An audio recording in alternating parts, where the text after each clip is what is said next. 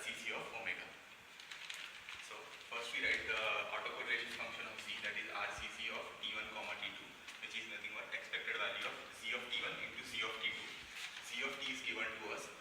Just putting the values of Z of T in this equation and replacing T as T1 and T as T2 once, and we get this expression which is given. Then we multiply these two terms, the multiplication of these two terms, like x of T1 into cos of omega naught T plus theta into x of T2 cos of omega naught T2 plus theta, then again plus y of T1 sin omega naught T1 plus theta into x of T1 cos of omega naught T2 plus theta, then x of T1 cos of omega naught T1 plus theta into y of T2 sin of omega naught T2 plus theta and plus y of T1 sin omega naught T1 plus theta into y of T2 sin omega naught T2 plus theta. So we get this bracket. Now these are nothing but the product of cosine and sine terms. So just use the product to sum formulas for cosine and sine. We get 2 cos A cos B is cos A plus B plus cos A minus B. 2 sin A sin B is cos A minus B minus cos A plus B. 2 sin A cos B is sin A plus B plus sin A minus B, and 2 cos A sin B is sin A plus B minus sin A minus B.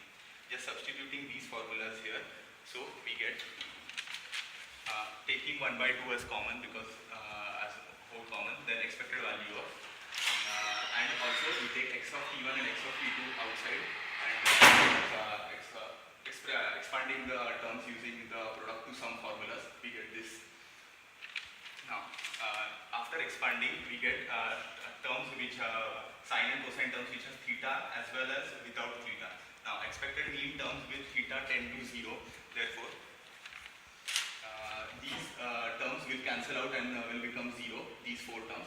Therefore we are left with the autocorrelation function of Z, which is given as expected value of x of T1 into x of T2 multiplied by cos of omega naught T1 minus T2 minus x of T1 y of T2 sin of omega naught T1 minus T2 plus y of T1 x of T2 sin of omega naught T1 minus T2 plus y of T2 cos of omega naught T1 minus T2. We are left with this term. Now we will take cosine terms and sine terms common, so we will get expected value of cosine omega naught T1 minus T2, and we are left with x of T1 x of T2 plus y of T1 y of T2, so we get this term. Then again plus we take the sine terms common, so we are left with y of T1 x of T2 minus x of T1 y of T2, so we are left with this term. Now x of T is a WSS process which is given, and x and y are jointly stationary, therefore y of T is also WSS. So continue. Now therefore we get the autocorrelation function of Z, where cos of omega naught T1 minus T2 here.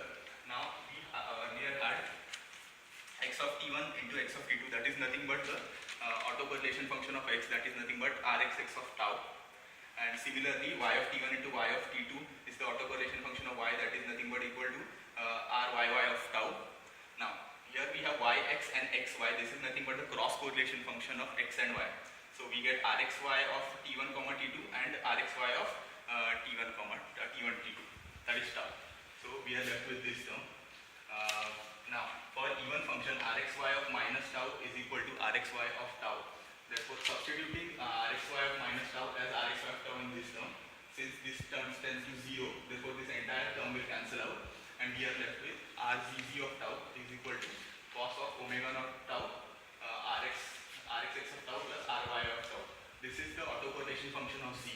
Now we are asked to find the power spectrum of Z in terms of Sxx of omega, h of omega and omega naught. Now we know that power spectrum is the Fourier transform of the autocorrelation function, and it always is a positive definite, that is greater than or equal to 0. Therefore expanding this term, we get the power spectrum of Z as Scc of omega pi delta of omega minus omega naught plus pi delta of omega plus omega naught convolution of xx of omega by 2 pi plus pi of delta omega minus omega naught plus pi of delta omega plus omega naught into convolution of Sxx of omega into h of omega by 2 pi. Now this pi will cancel out, and multiplying Sxx of omega and Sxx of omega by into h of omega by 2 to all these terms, so we get this, that is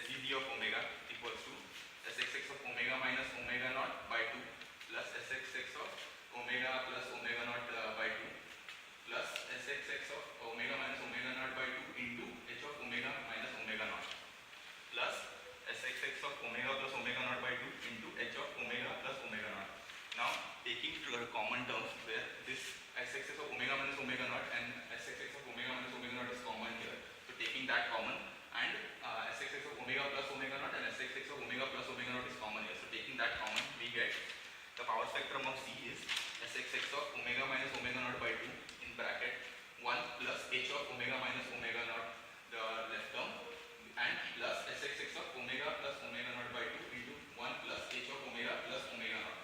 This is the power spectrum of C in terms of sxx of omega